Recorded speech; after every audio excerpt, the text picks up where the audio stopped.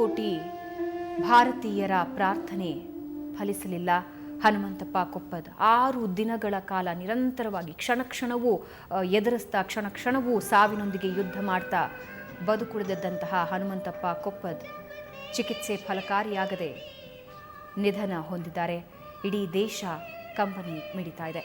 ದೆಹಲಿಯ ಕಂಟೋನ್ಮೆಂಟ್ನಲ್ಲಿ ಅಗಲಿದ ವೀರ ಯೋಧನಿಗೆ ಅಂತಿಮ ನಮನವನ್ನು ಸಲ್ಲಿಸಲಾಗ್ತಾ ಇದೆ.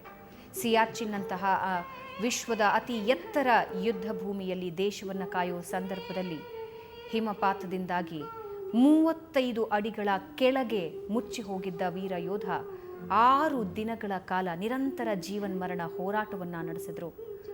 ನಮ್ಮ ಸೇನೆಯೂ ಕೂಡ ಯೋಧರನ್ನು ಹುಡುಕೋದ್ರಲ್ಲಿ ಯಾವುದೇ ನಿರ್ಲಕ್ಷ್ಯವನ್ನು ತೋರಿರಲಿಲ್ಲ. ಕೊನೆಗೂ ಹನುಮಂತಪ್ಪ ಕೊಪ್ಪದ್ ಅವರ ಎದೆ ಬಡಿತ ನಮ್ಮ ಯೋಧರಿಗೆ ಕೇಳಿಸಿತ್ತು. ಅವರನ್ನು ಮೇಲೆ ತೆಗೆದು ಉಳಿಸಿಕೊಳ್ಳುವಂತಹ ದೊಡ್ಡ ಪ್ರಯತ್ನವೂ ನಡೆದಿತ್ತು. ಇಡೀ ದೇಶ ಅವರಿಗೋಸ್ಕರ ಪ್ರಾರ್ಥನೆಯನ್ನು ಸಲ್ಲಿಸಿತು. ಆದರೆ ಪ್ರಾರ್ಥನೆಯನ್ನು ದೇವರು ಆಲಿಸಲೇ ಇಲ್ಲ. ಬೆಳಗ್ಗೆ 11:45 ಸುಮಾರಿಗೆ ತಮ್ಮ ದೇಹವನ್ನು ಹನುಮಂತಪ್ಪ ಕೊಪ್ಪದ್ ಅಗಲಿದ್ದಾರೆ. ಅವರ ಹೃದಯದ ಬಡಿತ ನಿಂತಿದೆ. ಇಡೀ ದೇಶ ಅಗಲಿದ ಯೋಧನಿಗೆ ಅಂತಿಮ ನಮನವನ್ನು ಸಲ್ಲಿಸ್ತಾ ಇದೆ.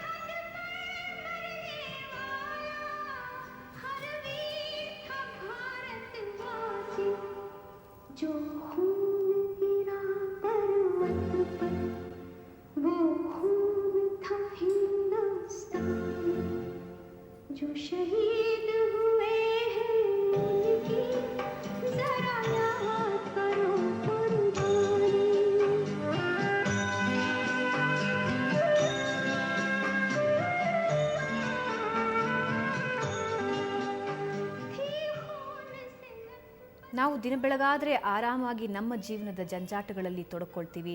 ನಾವೇನನ್ನು ಸಾಧಿಸಬೇಕು, ನಾವೇನನ್ನು ಮಾಡಬೇಕು ಅಂತ ಇಷ್ಟೆಲ್ಲ ನೆಮ್ಮದಿಯಾಗಿ ನಮ್ಮ ಜೀವನದ ಬಗ್ಗೆ ನಾವು ಗಮನ ಹರಿಸ್ತಾ ಇದ್ದೀವಿ ಅಂದರೆ ಇಡೀ ದೇಶದ ಗಡಿಯನ್ನು ಕಾಯ್ತಾ ಇರುವಂತಹ, ಪ್ರತಿ ಕ್ಷಣವೂ ಕಣ್ಣಿಗೆ ಎಣ್ಣೆ ಬಿಟ್ಕೊಂಡು ಕಾಯ್ತಾ ಇರುವಂತಹ ಆ ವೀರ ಯೋಧರ ತ್ಯಾಗ ಬಲಿದಾನದ ಮೇಲೆಯೇ ನಮ್ಮೆಲ್ಲರ ಜೀವನ ನಿಂತಿದೆ.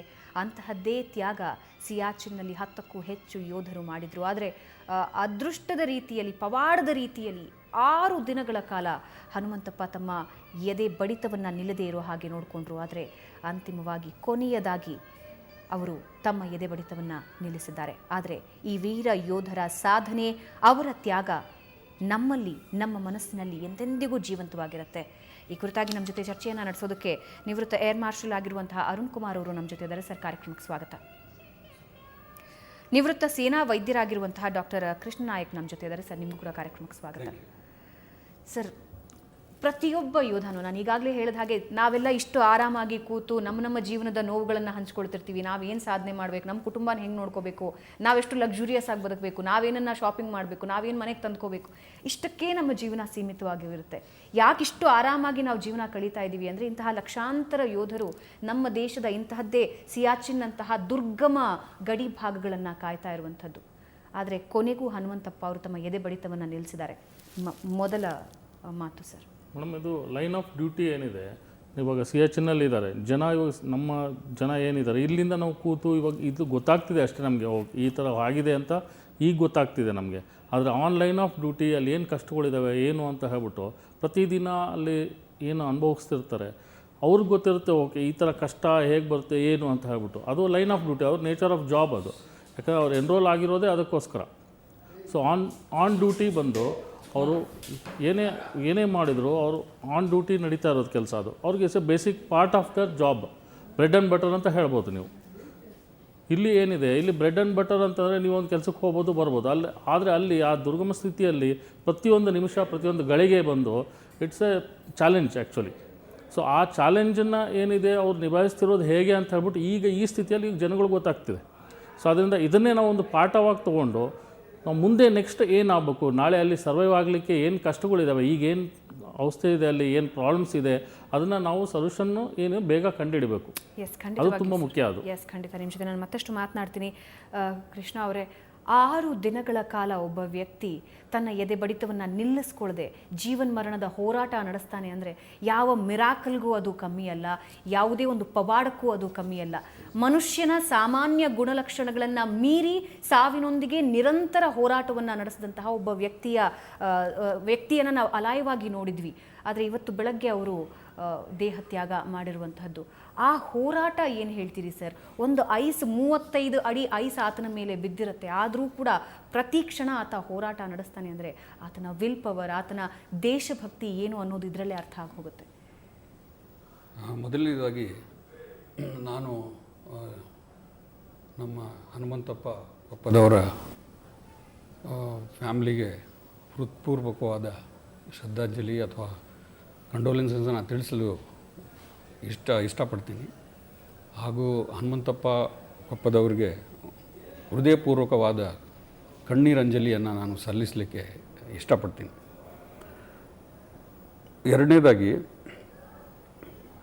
ಇಂಥ ನಮ್ಮ ಸೈನಿಕರು ಇರೋದರಿಂದ ನಮ್ಮ ದೇಶ ಇಷ್ಟು ಬಲವಾಗಿದೆ, ಇಷ್ಟು ಒಂದು ಸೂಪರ್ ಪವರ್ ಆಗಿದೆ ಅನ್ನೋದನ್ನು ನಾನು ಹೇಳಲಿಕ್ಕೆ ಈಗ ಇಷ್ಟಪಡ್ತೀನಿ.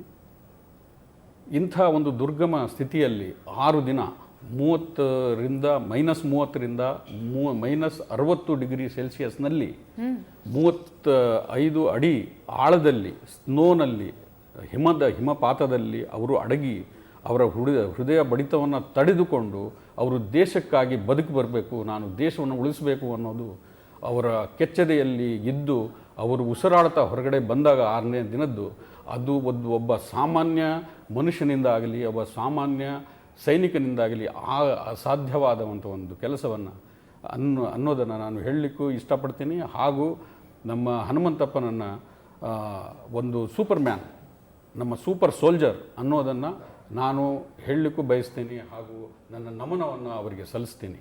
ಎಸ್ ಸರ್, ನಿಮ್ಮ ಜೊತೆ ನಾನು ಮತ್ತಷ್ಟು ಚರ್ಚೆಯನ್ನು ಮುಂದುವರಿಸ್ತೀನಿ. ವೀಕ್ಷಕರೇ, ಇಡೀ ದೇಶ ಈಗ ಕಂಬನಿ ಮಿಡಿತಾ ಇದೆ. ಅಗಲಿದ ವೀರ ಯೋಧನನ್ನು ನೆನೆದು ಕಣ್ಣೀರು ಹಾಕ್ತಾ ಇದೆ. ಯಾರೂ ನೆನೆಸಿಕೊಳ್ಳುವುದಕ್ಕೆ ಆಗದ ಸ್ಥಿತಿಯಲ್ಲಿ ಹನುಮಂತಪ್ಪ ಅವರು 6 ದಿನಗಳನ್ನು ಕಳೆದು ತಮ್ಮ ಎದೆ ಬಡಿತವನ್ನು ಜೀವಂತವಾಗಿಟ್ಕೊಂಡು ಹೊರಗೆ ಬಂದರು. ಆದರೆ ಅಂಗಾಂಗಗಳು ಸಾಕಷ್ಟು ವೈಫಲ್ಯ ಹೊಂದಿದ್ವು. ಕಿಡ್ನಿ ಕೆಲಸ ಮಾಡ್ತಿರಲಿಲ್ಲ, ಲಿವರ್ ಕೆಲಸ ಮಾಡ್ತಿರಲಿಲ್ಲ. ನಿರಂತರ ಚಿಕಿತ್ಸೆಯನ್ನು ನೀಡಲಾಯಿತು. ಆದರೆ ಅಂತಿಮವಾಗಿ ಇವತ್ತು ಬೆಳಗ್ಗೆ ಅವರು ಕೊನೆಯುಸಿರೆಳೆದಿದ್ದಾರೆ. ಇಂತಹ ಲಕ್ಷಾಂತರ ಯೋಧರು ವರ್ಷಾನುವರ್ಷ ನಮ್ಮ ದೇಶ ಸೇವೆ ಸಲ್ಲಿಸಿ ಆ ಮಣ್ಣಲ್ಲಿ ಮಣ್ಣಾಗಿ ಹೋಗಿದ್ದಾರೆ. ಆ ಎಲ್ಲ ಯೋಧರಿಗೆ ನಾವು ಸಲಾಂ ಹೇಳಲೇಬೇಕು. ಪ್ರತಿನಿತ್ಯವೂ ಅವರ ತ್ಯಾಗ ಬಲಿದಾನಗಳನ್ನು ನಾವು ನೆನೆಯಲೇಬೇಕು. ಚರ್ಚೆ ಮುಂದುವರಿಯುತ್ತೆ. ಅದಕ್ಕೂ ಮುಂಚೆ ಒಂದು ಚಿಕ್ಕ ಬ್ರೇಕ್.